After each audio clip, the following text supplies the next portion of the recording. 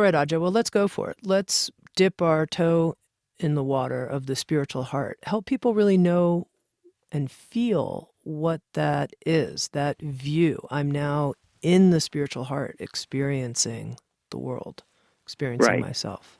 right, right. Okay. So I'm going to give you,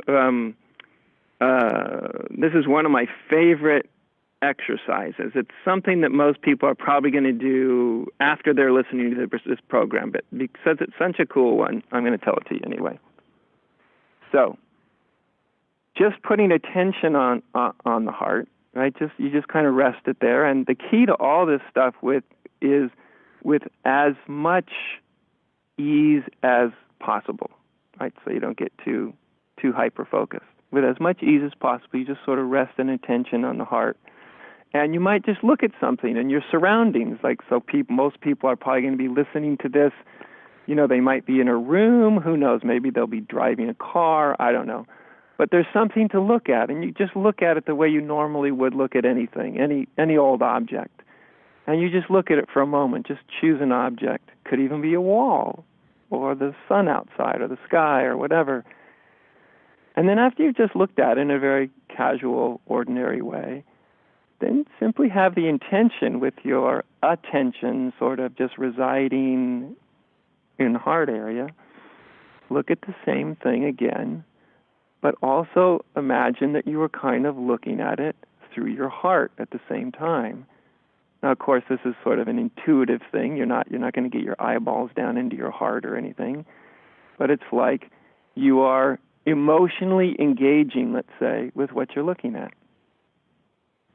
And you just look at it for a moment, and you kind of feel whatever you're looking at. And I have yet to have a person that tells me I experience absolutely no difference. Every time someone will say, there's something different. I can't say exactly what it is. Now, the even more interesting version of this is today, when you're walking down the hallway or down the sidewalk, and you're going to walk up towards, let's say, a stranger, and you know how you just pass each other. And an interesting experiment to do is when you get within about 20 or 30 feet of the stranger you're just going to walk past without saying anything to, imagine that you're just reaching up to the front of you, like right on your chest, and you're just like pulling your breastbone open, or you're just opening some veil that's energetic veil that's there without you even knowing it. And so when you walk past the person, just have the feeling you're just pulling back this little veil from your heart, and as you walk past them, you'll notice that you feel it's a very different feeling. These are just the little foretastes of beginning to experience a moment in a more connected, even intimate way. And this is sort of, and when if we were to take this more towards the awakening part, then we just keep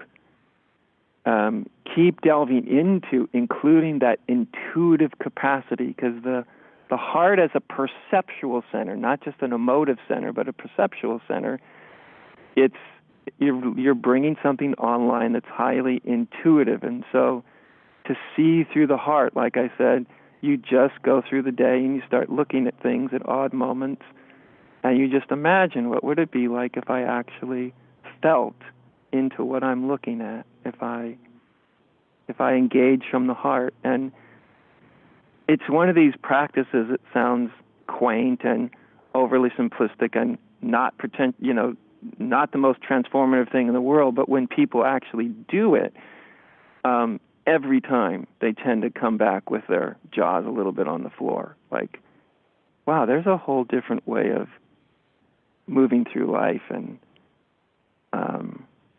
in a connected way. And this is before even having any kind of awakening on the level of heart, And that's a great thing, because boy, do we need that.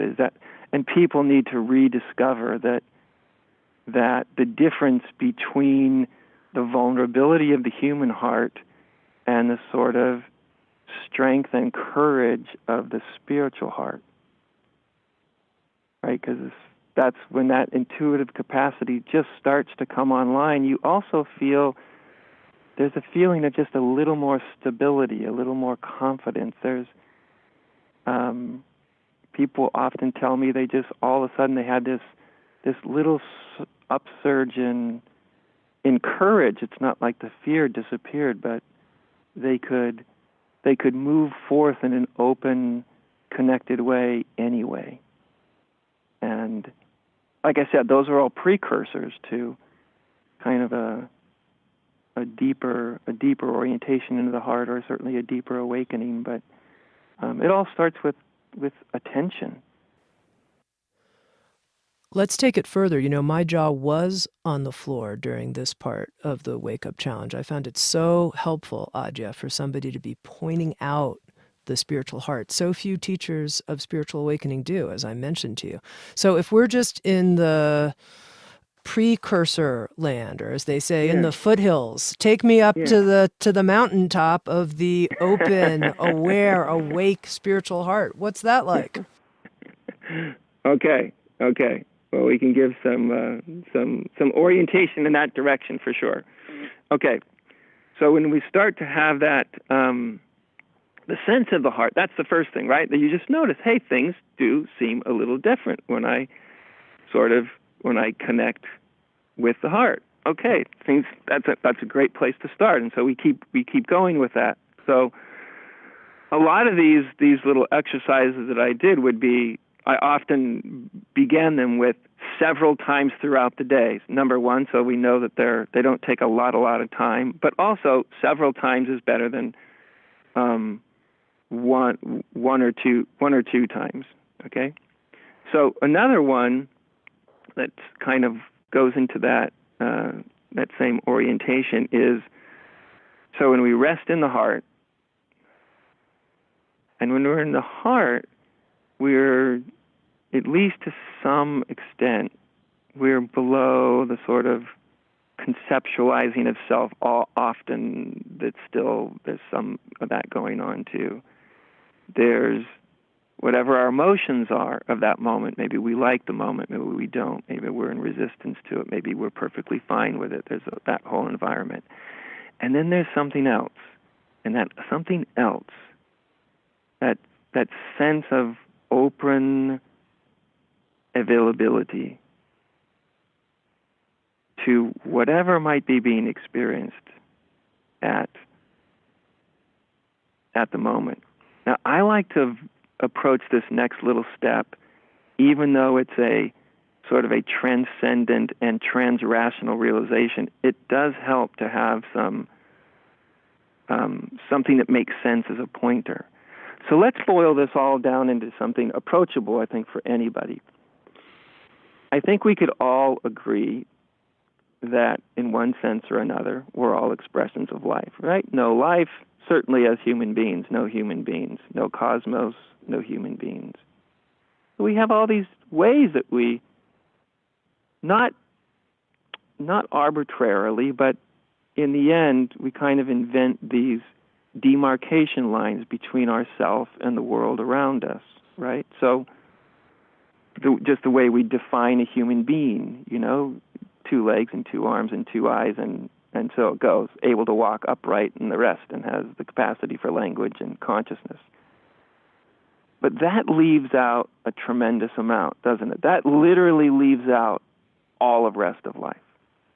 The entirety of life that you're walking around in and experiencing yourself at every single moment. So, and yet this is a maybe useful, but at the end of the day, somewhat arbitrary line to draw, because without an earth, there is no human beings.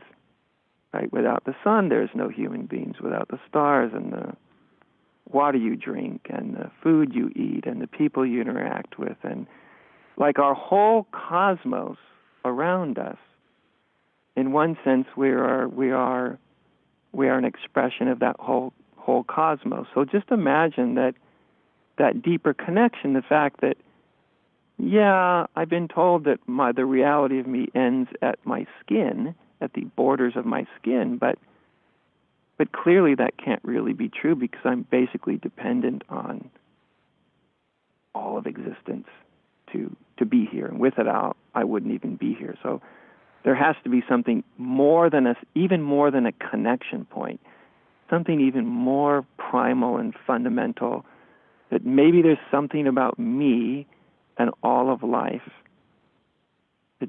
that we share. Maybe we'll just call it life, right? So it doesn't sound too spiritual or too out there. We'll just call it life.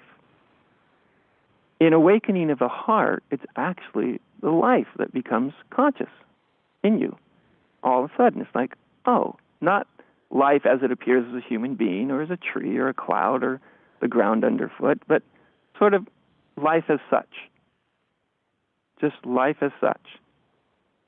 And I think I've certainly found by working with people, even though what I described it's a quick version of a pretty logical argument for unity.